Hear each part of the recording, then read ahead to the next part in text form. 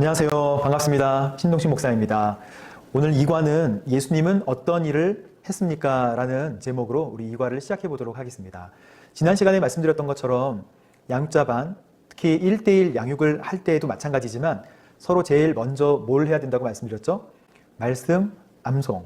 그래서 각 과마다 미리 이제 말씀, 암송을 다 먼저 하고 시작하고요. 또 한 가지, 키 그림을 같이 설명을 할 수 있는 시간을 반드시 가져야 된다고 말씀드렸죠. 양육자반을 운영하실 때는 어떻게 한다고요? 키그림 그리고 말씀 암송 이거를 한 장의 페이퍼에 반드시 먼저 쓰시고 뒷면에는 키그림을 그리고 서로 나눌 수 있는 시간을 주세요.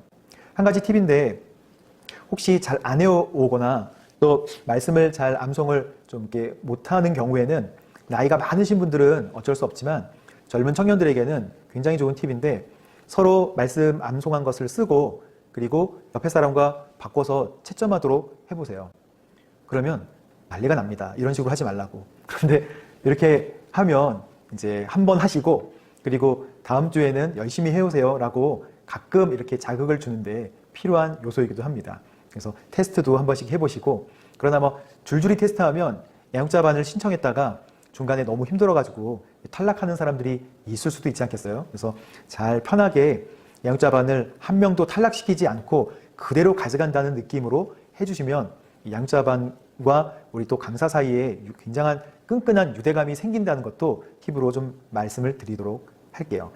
그리고 매 과 끝나고 우리 주제 토의 과제를 원래 끝나고가 아니고 주제 토의 또는 주제에 대한 과제를 클래스에 들어올 때 그 과에 대해서 미리 예습하고 그 다음에 궁금한 점 쓰고 느낀 점 쓰고 그 다음에 말씀 암송 쓰고 그 다음에 키그림 요약도 다 써본 다음에 그거를 제출하는 거거든요. 근데 이 제출한 것을 나중에 집에 가셔서 다 꼼꼼히 읽어보고 저 같은 경우에는 빨간 펜으로 참 잘했어요 라든지 또 궁금한 점에 대한 질문사항에 대해서는 답변을 달아드립니다. 그러면 인원이 많다고 할지라도 꼼꼼하게 성실하게 답변을 달아드리면 계속 새로운 질문들을 하세요. 그러면 그 질문들이 수업하기 전에 이제 들어올 때 쌓여 있잖아요. 그 질문들을 가지고 와서 짧은 시간 안에 대충 한번 보세요. 그러면 어떤 것에 관심을 가지고 있는가를 금세 아실 수가 있어요. 예를 들어서 어떤 클래스는 구원의 확신에 대해서 또 어떤 클래스는 또 성령님의 임재하심이나 역사하심에 대해서 또 어떤 사람들은 또 공동체에 상처받은 사람들은 공동체에 대해서 아주 다양한 질문들이 나옵니다. 이 과와 관계가 없는 질문인데 그거에 대해서 막 답변을 하고 나눠도 괜찮을까요? 라고 물어보시는 분들도 계세요. 정답은 물론 나눠도 된다는 것입니다. 왜 그럴까요? 저희가 학습 목표에 따라서 학습을 어떤 정상까지 해나가는 것도 중요하지만 이것은 예수님의 제자로 만드는 1대1 양육 과정이거든요. 이 양육 과정에 딱 맞는 100% 딱 맞는 순도 100%의 질문이란 있을 수 없어요. 사실 예수님의 제자로 만들어져가는 과정에서 서로 질문하고 답변하고 그 질문의 답이 정확하지 않는다 해도 나이가 궁금한 것들을 이야기하고 서로 토론하고 나누는 가운데 믿음이 성장하는 것을 많이 보게 돼요. 그러니 강사나 또는 양육자로서 설명해 주시는 분도 내가 100% 다 알아야 질문에 대답할 수 있다라고 생각하지 마시고 질문지를 걷어서 잠깐 보시고 이러한 질문들이 나왔네요. 이러한 질문들이 나왔네요. 이런 질문도 있네요. 라고 하면서 대답할 수 있는 것 두세 가지를 먼저 얘기해 주시기 바랍니다. 그러면 양육자들과 또는 그 1대1 양육을 하는 동반자의 질문을 들었다고 하면 굉장히 신뢰감을 가지고 그 클래스가 그 반이 점점 더 끈끈해지는 것을 보게 될 거예요. 설령 바로바로 대답을 못한다 할지라도 이렇게 대답하시면 됩니다. 제가 열심히 연구하고 와서 같이 또 나눠보도록 하겠습니다. 라고 하시면 절대 동반자들이 또는 그 수업 듣는 분들이 비웃지 않으세요.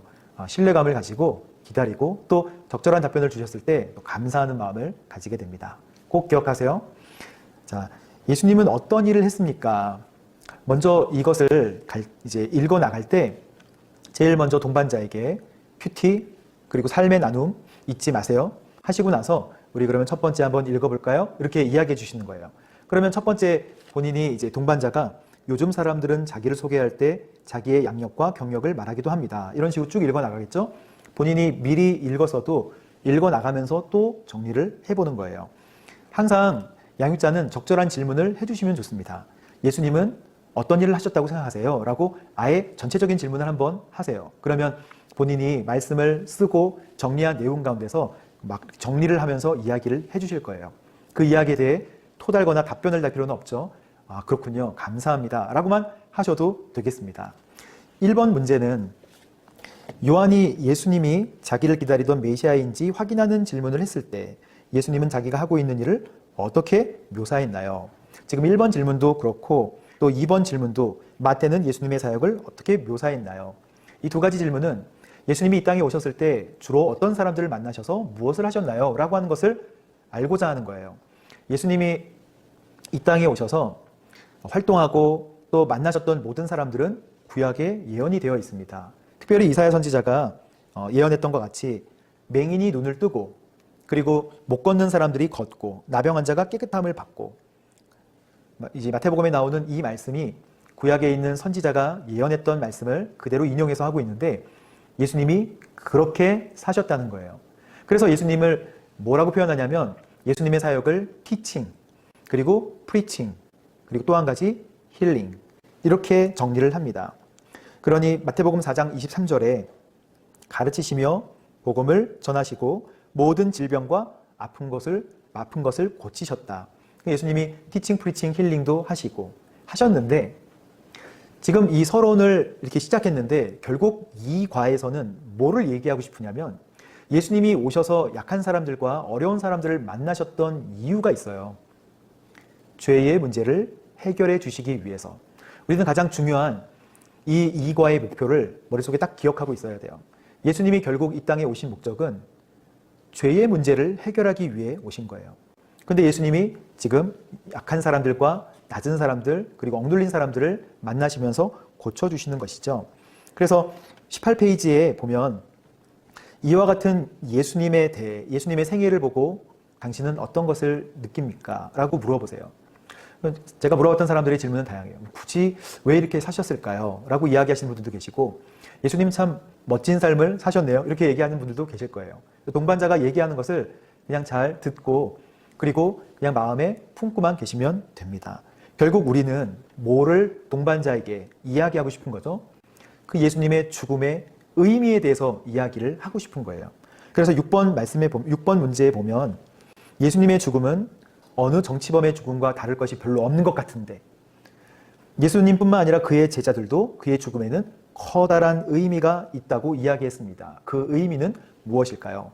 그러니까 이 이과는 점점 접근을 해나가기를 뭐에 대해서 접근해 나가냐면 예수님의 죽음의 의미가 뭐냐는 거예요. 예수님이 이 땅에 하셨던 일은 그런 많은 사람들을 만나 주셨는데 결국 죽으려고 오셨고 그 죽음의 의미는 뭐냐 이거를 알려주고 싶은 거죠. 그래서 6번의 작은 1번과 2번에 보면 구원을 위한 몸값으로 죽으셨고 우리를 위해 대신해서 죽으셨다라는 것으로 내용을 정리하고 있습니다. 근데 이거를 양육자가 그냥 설명하면 동반자가 이해하기 어려워요. 이런 부분, 핵심적인 부분이 나올 때는 마가복음 그의 죽음에 어떤 큰 의미가 있을까요? 한번 이야기해 보시죠. 라고 하면서 먼저 물어보세요. 그러면 뭐라고 막 얘기하시잖아요. 좋습니다. 자, 그러면 마가복음 10장 45절을 한번 읽어주시겠어요? 라고 이야기를 하는 거예요. 그러면 마가복음 10장 45절을 동반자가 읽게 되죠. 인자 역시 섬김을 받으러 온 것이 아니라 섬기러 왔고 많은 사람들을 구원하기 위해 구원하기 위해 치를 몸값으로 자기 생명을 내어주려고 온 것이다. 라고 이야기하는 순간에 동반자는 머릿속에 내용을 정리하게 돼요. 그리고 양육자가 물어보세요. 그럼 뭐를 위해서 오셨나요? 구원을 위한 자기 생명을 버리면서 우리를 구원하시기 위해서? 라고 이렇게 동반자가 정답을 얘기할 수 있도록 계속해서 바톤을 넘기는 거예요. 그러면 로마서 5장 8절 말씀을 읽어주시겠어요? 우리가 죄인 되었을 때 그리스도께서 우리를 위하여 죽으심으로 하나님께서 우리에게 대한 자기 사랑 확증하셨느니라. 이렇게 읽으면 동반자가 읽으면서 또 알아요. 결국 이 내용을 학습지 풀듯이 문제를 푸는 게 아니고 이 이과의 핵심 내용, 예수님은 이 땅에 오셔서 가난하고 어려운 사람들을, 낮은 사람들을 만나주셨는데 결국 죽으셨죠. 그 죽음의 의미가 뭐냐는 거예요. 그걸 알려주기 위해서 계속 보는 것이죠. 그래서 왜 죽으셨나요? 죄의 문제를 해결하기 위해 죽으신 거잖아요. 그러면 이제 진짜 핵심적인 내용들을 이야기를 해야 되는 것입니다. 죄가 뭡니까? 이렇게 물어보는 거예요. 죄가 뭡니까? 8번에 성경의 죄의 기원과 결과를 무엇이라고 말합니까? 우리가 너무 잘 알고 있는 것 같이 죄의 삭은 사망이고 하나님의 은사는 그리스도 예수 안에 있는 영생. 이 말씀을 내가 이야기하는 것이 아니라 동반자가 이야기할 수 있도록 도와주세요. 그러면 점차 죄의 삭은 사망이구나. 그러면 생명으로 구원을 받는 거구나. 예수님이 생명을 주셨기 때문에 내가 구원을 받는 거구나 라고 점차 연결할 수 있게 도와주시면 되겠습니다. 자, 여기까지는 내용 정리예요. 내용 정리를 하면서 성령님께서 임재하시고 우리의 마음을 바꿔주시는 역사들이 일어나게 되죠. 그러나 진짜 중요한 부분은 이제 9번이죠. 예수님께서 십자가에 피 흘려 죽으심으로 그러면 죄의 문제를 해결해 주셨습니다 라고 결론을 내고 이 죄에 당신의 문제도 포함이 된다고 생각합니까? 라고 이제 결정적인 질문을 하는 거예요. 동반자는 그러면 내가 죄가 있나부터 생각하실 거예요. 내가 무슨 죄를 졌지? 죄를 끄집어 내보세요. 이렇게 강요하지 않아도 괜찮죠. 물음을 던지는 거예요. 이 죄에 당신도 포함이 된다고 생각하십니까? 던지면 정답을 이야기해 줄 필요가 전혀 없어요. 한번 생각해 보세요. 라고만 이야기해줘도 마음속에 벌써 요동치는 것이 있을 거예요. 하나님께서 우리에게 이 제자 양육을 하라고 하신 목적도 이런 것 아니겠습니까? 그래서 이 세상에 십자가의 피로 베풀어진 혜택은 무엇인가요? 라고 하면 본인이 또 생각할 수 있는 시간을 주세요. 그리고 얘기할 수 있는 시간을 주세요. 여기서 결론이 다 안 나고 이상한 얘기나 다른 얘기를 한다고 해도 괜찮습니다. 다른 얘기를 하면 자꾸 하나님 말씀으로 돌아가게 만들어주세요. 그래서 예수 그리스도 1, 2, 3, 4가 끝나고 우리가 큐티를 배우잖아요. 그리고 이제 구원의 확신 파트가 또 나와요. 그 구원의 확신 파트에 또 말씀으로 또 고백으로 하나님 말씀으로 고백할 수 있는 시간이 또 있습니다. 근데 그게 안 되면 다시 예수 그리스도 처음부터 하면 됩니다. 이거는 과를 끝내는 게 목적이 아니라 예수님이 어떤 분이신지를 알아야 그 다음에 우리가 예수님에 대해서 배워나가야 역사가 생기는 것이죠. 그래서 저는 과를 설명하는 거 참 중요한데 여기에 있는 핵심 내용을 가지고 양육자가 정말 내가 받은 은혜, 그 은혜를 전달해주는 마음으로 인도해주는 것이 더 중요하다고 생각해요. 제가 포인트를 잡았던 내용은 뭐였나요? 핵심, 죄의 문제 때문에 사망이 왔고 그러면 죄는 뭐고 그 죄에 나도 포함이 되는가 라고 하는 이런 내용들이잖아요. 그거를 생각하시고 동반자가 그거를 스스로 말씀을 통해서 알고 느끼고 그리고 접근해 나갈 수 있도록 도와주시는 게 이 과의 목적입니다. 자, 그래서 10번 읽어보면 예수님의 죽음은 개인의 죄뿐 아니라 현재 사회가 안고 있는 문제도 해결할 가능성을 보여주는데 십자가가 해결할 수 있는 문제를 구체적으로 이야기해 볼까요? 뭐라고 생각하시나요? 그러면 이제 여러 가지 십자가가 예수님이 죽으심이 개인뿐만 아니라 사회도 바꿀 수 있나? 라고 생각하실 거예요.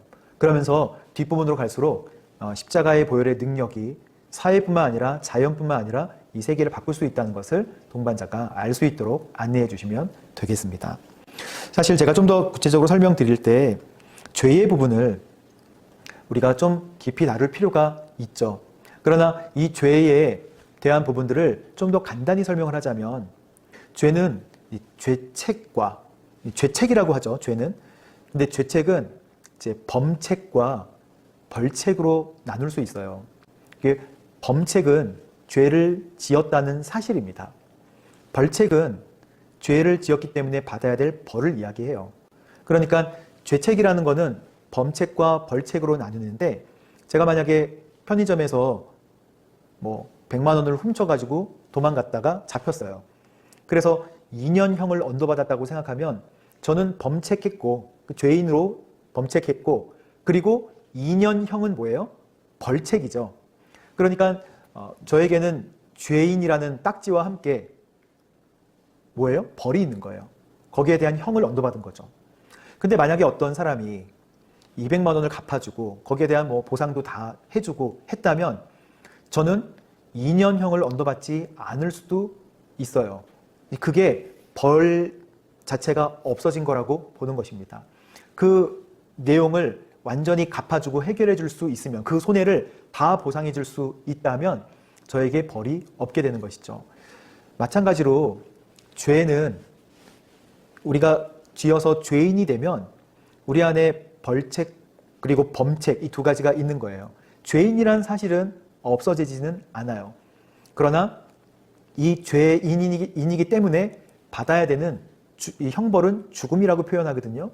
우리의 육신은 짧게 살다가 죽잖아요. 그게 첫 번째 죽음이고, 이제 둘째 죽음, 둘째 사망이 있는데 그것은 하나님과 멀어지는 영원한 죽음을 의미합니다.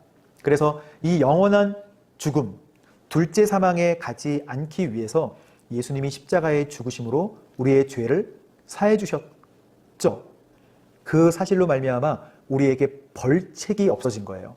우리는 둘째 사망에 들어가지 않게 되었어요. 이 땅에서는 죽지만 두 번째 사망으로부터 자유로워진 것인 거죠.